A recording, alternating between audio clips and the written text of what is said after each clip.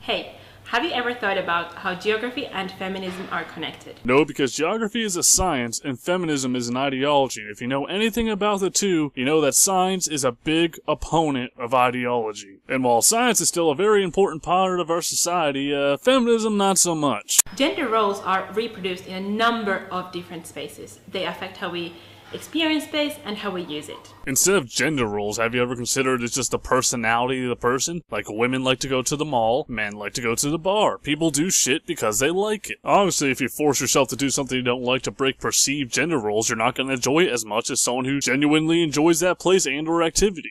We think that a feminist perspective is useful for understanding the underlying power dynamics of spaces. Given that the feminist perspective is merely conjecture based on incomplete information, it's not a very trustworthy source for understanding anything legitimately. Take the supposed wage gap, for example. You have the average earnings of women and men, and the feminist perspective is that women earn less because of their gender, not because they work less, take more time off, and become mothers.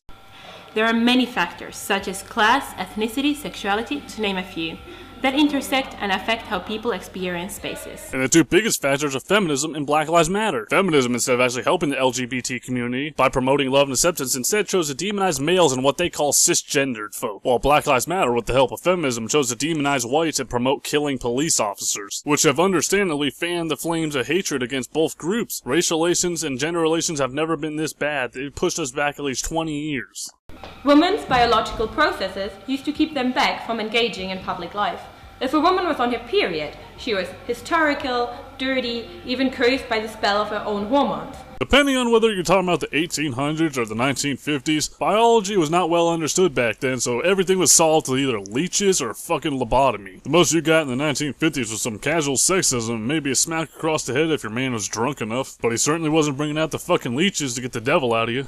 Stigmatizing periods was a way of arguing that women's biology held them back from being equal to men.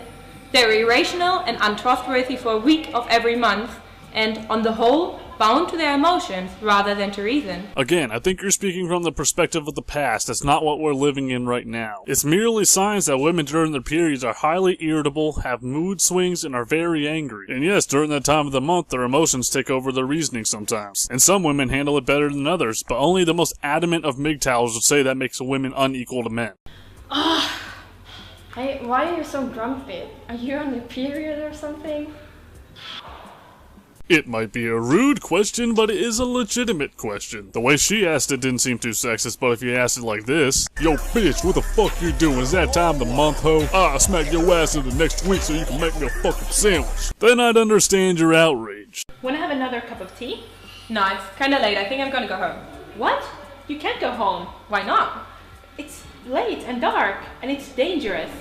Would you ask a man this question? I'd ask a man, a woman, a child, anybody. If it was that late at night in a dangerous neighborhood, I would not let them go outside without at least offering them a place to stay for the night. In the situation you showed, you guys were drinking tea, but a man, if he was drinking beer, I definitely would not let him go drive home. Why do women have to be afraid of walking home or traveling alone?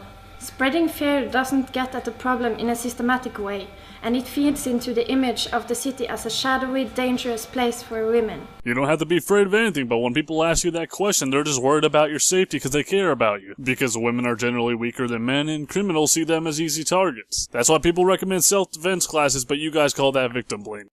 Over the years, these stories seep into our own narratives. That, in turn, discourages and restricts women from walking alone at night.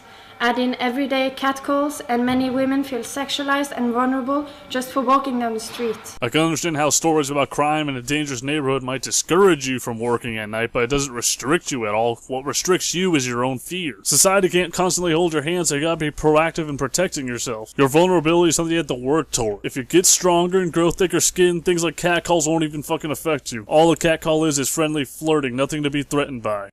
The feeling of safety is therefore very much a geographical question, since it restricts people, especially women, from using the space freely.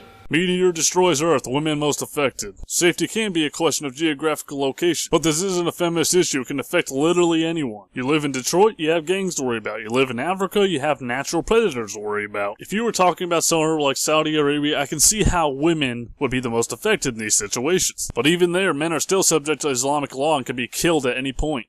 Have you heard about the Bechdel test? It is used as an indicator for the active presence of women in films and other fiction, and to call attention to gender inequality in fiction due to sexism. The test asked whether a work of fiction features at least 2 women who talk to each other about something other than a man. Sometimes the requirement that the 2 women must be named is added. Only about half of all films meet these requirements. Maybe the reason why so many films fail this test is because it's an arbitrary, retarded list of rules written by feminists who want to force filmmakers to fall in line with their ideology. No one cares if Harold and Kumar or the Hangover movies passes your little feminist purity test. They just want to please their target audience. If you want a fucking feminist film, go to Paul Feig. I'm not trying to sound too aggressive, but you're really trying to narrow the creative freedom of directors. Only 1 out of all 8 Harry Potter movies do. This is an example of how women are presented in media and films. These kind of stories contribute to construct gender roles in real-life society. You might not know this, but Harry Potter was made by a woman. Does she not know how to women write? She chose to present them that way because she wanted to fucking write them that way. They're characters. She made characters. And many people were able to enjoy this movie without running it through their ideologies. The movies aren't made wrong, it's just a lens you're looking at them with. I mean, how hard is it to let women talk to each other about something else than men in a movie or a book? Not hard at all, but if you're gonna have to shoehorn in a scene just to please the feminists in their little Bechdel test, it's gonna look pretty stupid. We go from Rambo killing people in the forest to 2 women in a coffee shop having a conversation about feminism. Jarring, stupid, and not needed. Just like modern day feminism. You see, it happens everywhere around you. Spreading fear doesn't get at the problem in a systematic way. But this does not only happen in physical spaces like the workplace or a supermarket. Spreading fear doesn't get at the problem in a systematic way. But also in non-physical spaces such as narratives and language in the media, the internet, politics, and many other spaces. Spreading fear happens